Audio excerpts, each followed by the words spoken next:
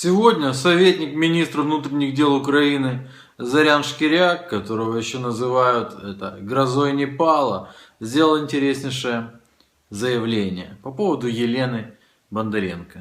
Сьогодні передивився відео виступу колишньої регіоналки Олени Бондаренко на російському телебаченні, де вона відкрито заявила наступні приблизні слова, що сьогодні українська армія слабіше, і це слава Богу. Продовжується громадянська війна. І фактично закликала, значить, вчергове там Путіна продовжувати агресію на території України. Я был немало удивлен и нашел этот эфир. Немало удивлен был, конечно же, из-за призыва продолжить агрессию на территории Украины.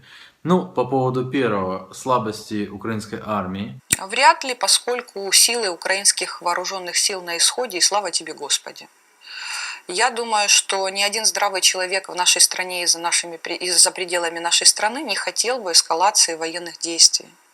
Потому что эскалация военных действий – это всегда смерти других людей. Это всегда смерть.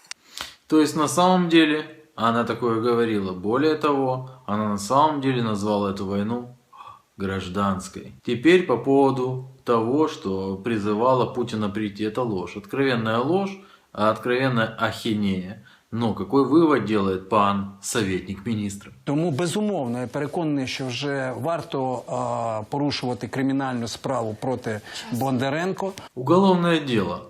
За что, спросите вы, если она про Путина ничего не говорила и не призывала никого проводить агрессию на территории государства Украины? За то, что она сказала, что идет гражданская война.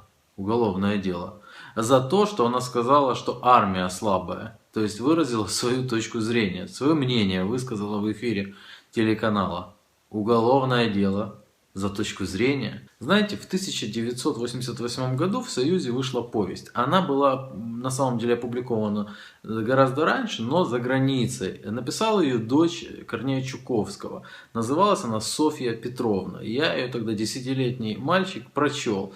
И она мне очень врезалась в память чем? Там момент такой интересный про крысную армию. То есть печатала на машинке в 30-е годы, понятно. И случайно перепутала буквы и написала не Красная армия, а Крысная армия. И проблемы были, ну, большие.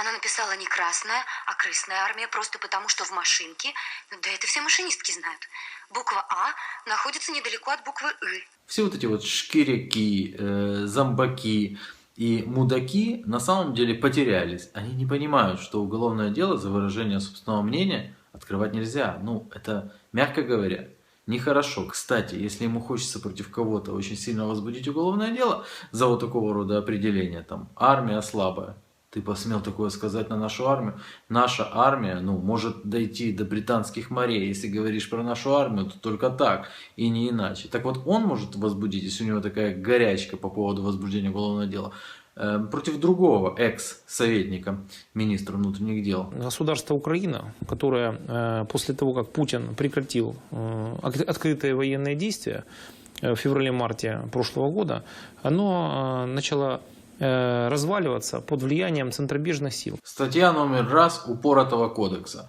Он сказал, что Путин прекратил военные действия еще в марте прошлого года, в марте 2015. Да, я думаю, это 5 лет расстрела. И во-вторых, он сказал, что государство Украина начало разваливаться. Ну, тут уже, по-моему, пожизненная корячится. И еще Шкиряку. Я лично считаю, что ты, Шкиряк, кусок говна, абсолютно бесполезный. И это мое личное мнение. Пока.